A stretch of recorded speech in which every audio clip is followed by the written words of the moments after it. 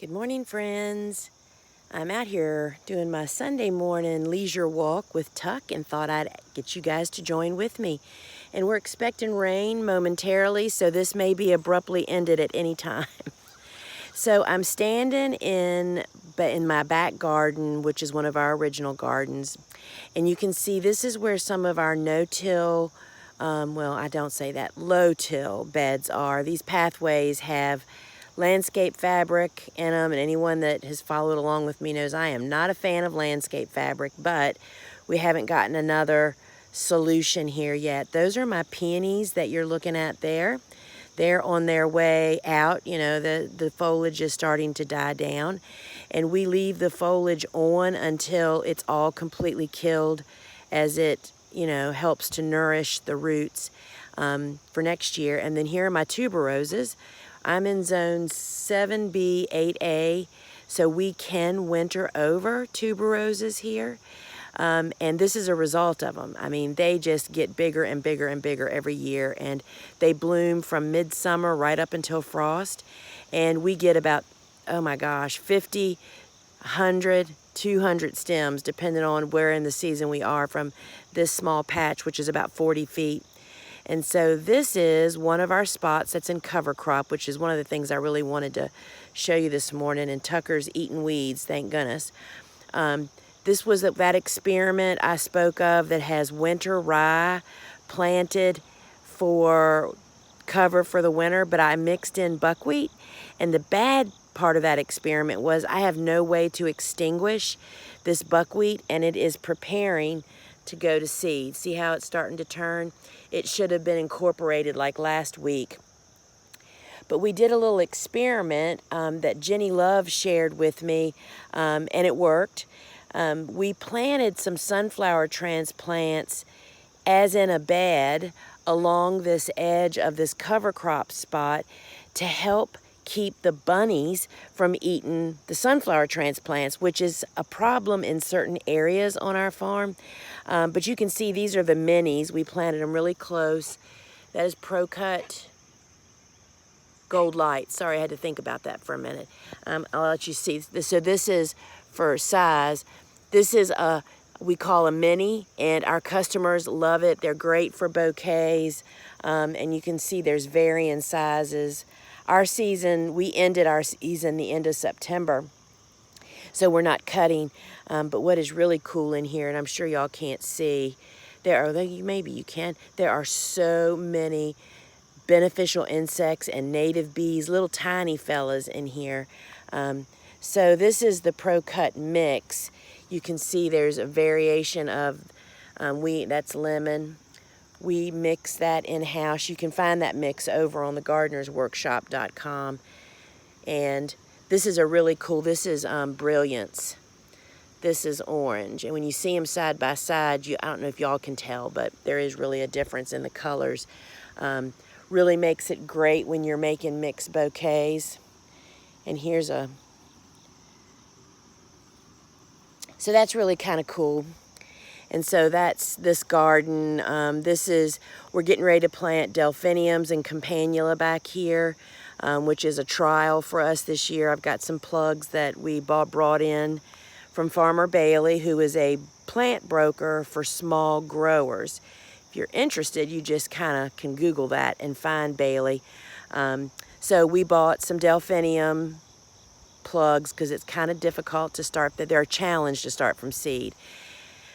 And I'll be cover cropping these two beds. Now, I want to walk us over there, but sometimes right here in this area, we're going from one Wi-Fi device to another one.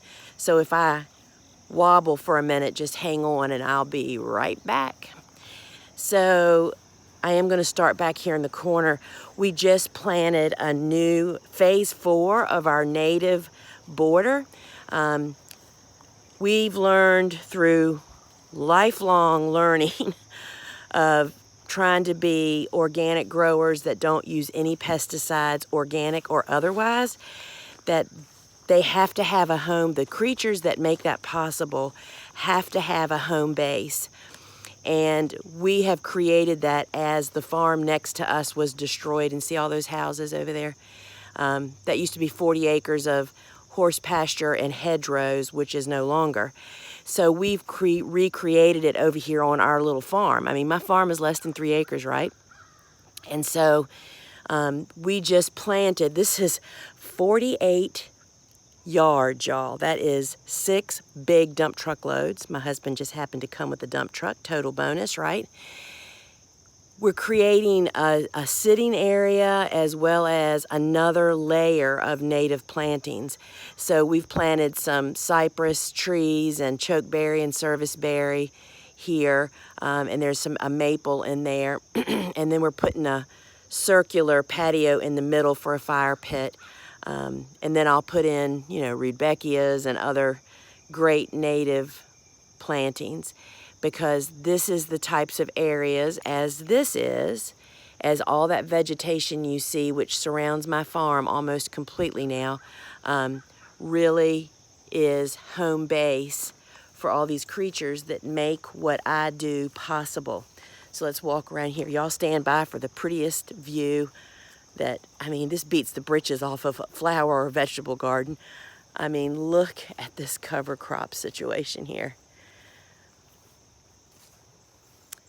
Totally and completely smitten with this. So this soil area you see actually has clover popping, if you can see the little baby ones. So it'll soon be joining in the green family here. Look at Tucker, he is such a showboat. He's gonna put on a show in the cover crop. So let's talk about what's growing here. Let's start over here. So this is buckwheat, which I have the same problem here as I have in the back. I mixed crimson clover, that's what this green cover is, which will winter over. And I mixed buckwheat in to get quick cover, but I have no way to extinguish that. I did it too early. If I'd have timed this better, fall frost would have snapped the buckwheat to prevent it from progressing onto developing seed, but it's too late now. And y'all, this stuff is loaded with pollinators, beneficial insects. The birds are like loving life in here. And I even see something big moving down there. There is just no telling what is in here, right? And here's another experiment. We planted again. You can see there's a bed of sunflowers in here. Tucker thoroughly enjoys cover crop too, as you can see. So this worked really, really well, and we didn't lose any to bunny damage. So this has clover that will be beautiful all winter long. This is just clover, and I'll just stand still for a minute and maybe it'll focus. You can see the little green dots. And so back there is that salvia leucanthia. Oh, he found a ball in there. You're the smartest dog in the world. Salvia leucanthia and Salvia mexicana back there, which are super late season cuts, but also the bees. Oh my goodness, y'all, you can't even really get near that patch once the sun is shining around here. So this is yet more buckwheat that I mixed with, again, winter cereal rye, but this was planted later.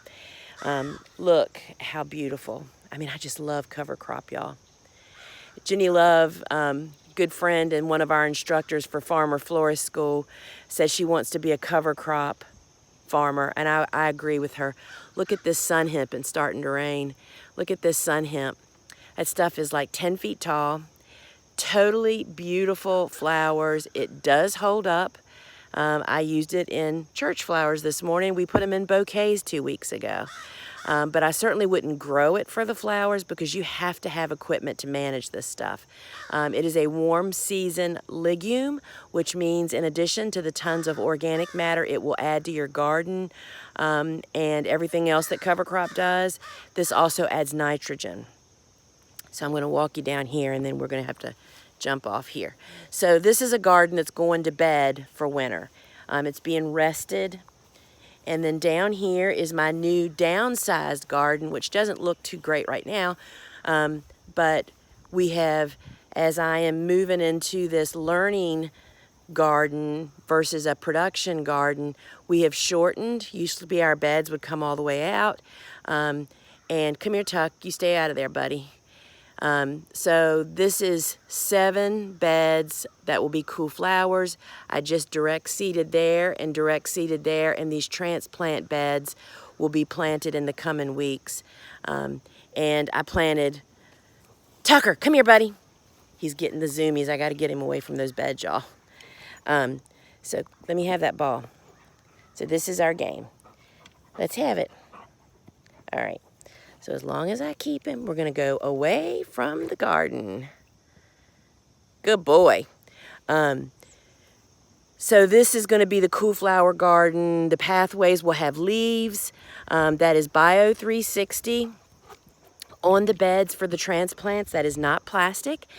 You can learn more about Bio 360. Sorry, y'all. I'm bending down to get the ball. Let's have it, buddy.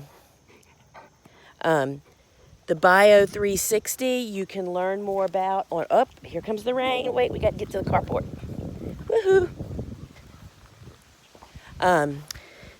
The Bio 360, you can learn more about, come in, Tuck. Come on, buddy. You can learn more about it on our website. It's a cornmeal byproduct. We love the stuff. I've used it for over 10 years. So those will be planted. Pathways will be leafed. That other soil area just has brand new clover planted, and you can see all the clover already up and planted over there in our no-till area. So y'all, I am not a purist. I try all new concepts, and the tunnel right there has hyacinth bean on it, which is another just super bee pollinator patch.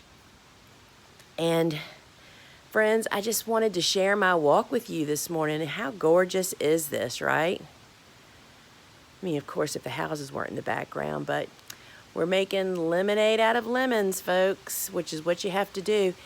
That trailer, Steve brought home his mini excavator, which is what allowed us to really plant those big shrubs so easily yesterday. So, folks, I'm going to see.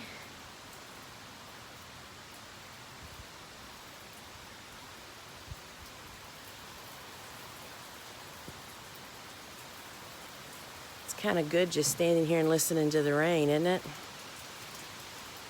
All right, friends, it's blowing now, so I'll show you maybe a little bit of our transplants here. There's my plugs from Farmer Bailey. The other plug trays were picked over by a wren. Those were some we started. And here are some of our cool flowers, Rudbeckias, Craspedia. This is Dianthus carnations, snaps, snaps, snaps, snaps. More Rudbeckia, more snaps. So we just have tons of stuff getting ready to go in. And so, friends, that's what's happening here in southeastern Virginia. We have been dry for weeks, so we are pretty pleased about this rain, even though, see Tucker standing over there in the carport. Even my shade garden, which is over there under that tree, the Lenten roses, were wilting. So that means it's pretty dry around here. All right, friends, this is just a relaxing Sunday here for us. I'm in between online course enrollments. You know, fall is when all of our big flower farming and flower business schools enroll. We just got done with mine, and we have the biggest class ever. I'm just so excited and thrilled. Heading into Farmer Florist school enrollment the end of this week. Then we have Ellen Frost's growing your business with local flower sourcing, which if you're a flower farmer, you want your commercial customers to connect with Ellen. She is teaching them why and how to use and source local flowers and to build your business big on it. And then Grow and Cut Flowers in Hoop and Greenhouses with Steve and Gretel comes up next. And y'all, Steve and Gretel are in Ohio. They have 17 houses. They are pumping out flowers. If you don't follow Sunny Meadows Flower Farm, you need to.